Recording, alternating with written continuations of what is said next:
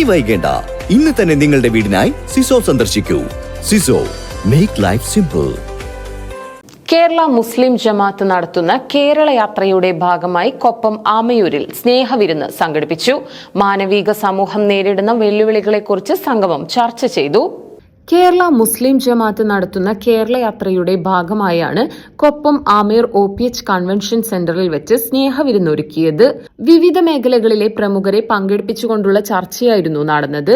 മാനവിക സമൂഹം നേരിടുന്ന വർഗീയതയും ലഹരി ഉപയോഗങ്ങളുടെ അതിപ്രസരവും തന്നെയായിരുന്നു പ്രധാന ചർച്ച. ഇതോടൊപ്പം നാടിന്റെ പുരോഗതിക്ക് ആവശ്യമായ വികസന ചർച്ചകളും നടന്നു.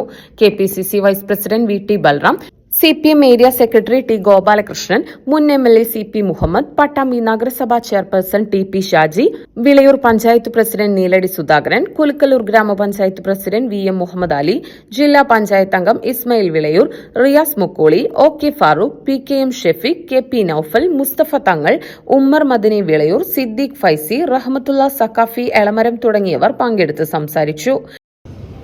ഒരു സമൂഹത്തിന്റെ, ഒരു പ്രദേശത്തിന്റെ, സാമുദായിക വിഭാഗത്തിന്റെ നീതിയുടെ ആവശ്യങ്ങൾ നമ്മൾ മുന്നോട്ട് വയ്ക്കുമ്പോൾ അത് വർഗീയമാണ്, അത് പറയാൻ പാടില്ല എന്ന് പറയുന്ന തരത്തിൽ മറ്റു ചില ആളുകൾ കുഴപ്പമുണ്ടാക്കുകയാണ്.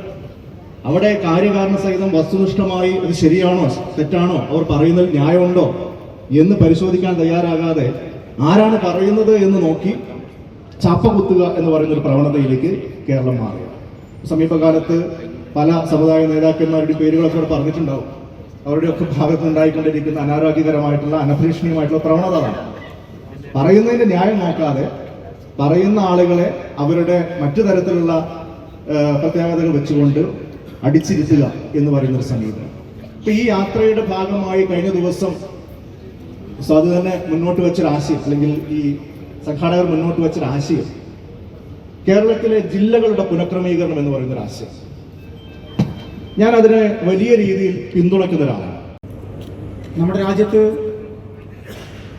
ലോകത്ത് മറ്റെവിടെയും കാണാത്ത തരത്തിലുള്ള വലിയ ഫാസിസ്റ്റ് ഭീകരത, വർഗീയത നടമാടും.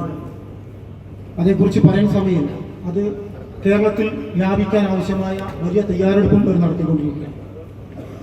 ഈ വർഗീയതയെ നേരിട്ടേ പറ്റും. ഈ വർഗീയത നേരിടാൻ ഒരു വൈക്കോക്കുണ്ട കത്തുമ്പോൾ അത് കെടുക്കാൻ ഒരു തീപ്പെട്ടിക്കോളി കൊണ്ട് ശരിയല്ല. അതിനെതിരായ എല്ലാവരും ചേർന്നുകൊണ്ട് ആ വർഗീയത നേരിടണം. വർഗീയത കൊണ്ട് നേരിടാൻ പാടില്ല. അപ്പൊ ആ വർഗീയത അടിത്തട്ട് വരെ വ്യാപിക്കാൻ പോകുമ്പോൾ അടിത്തട്ട് വരെ എല്ലാവരും ചേർന്നുകൊണ്ട് മതനിരപേക്ഷത ആഗ്രഹിക്കുന്ന, നന്മയെ ആഗ്രഹിക്കുന്ന, നാളെ ജനിക്കാൻ പോകുന്ന മക്കളെ സ്നേഹിക്കുന്ന എല്ലാവരും ഒരുമിച്ച് അണിനിരന്നുകൊണ്ട് വർഗീയത നേരിടണം. ഇതുപോലെ തന്നെയാണ് ലഹരി, മദ്യം, അതിലേറെ അപകടകരമായ മയക്കുമരുന്ന്, ഇതിനെ നേരിടണം. ഉപനായകൻ സയ്യിദ് ഇബ്രാഹിമുൽ ഖലീൽ അൽ ബുഖാരി മറുപടി പ്രസംഗം നടത്തി.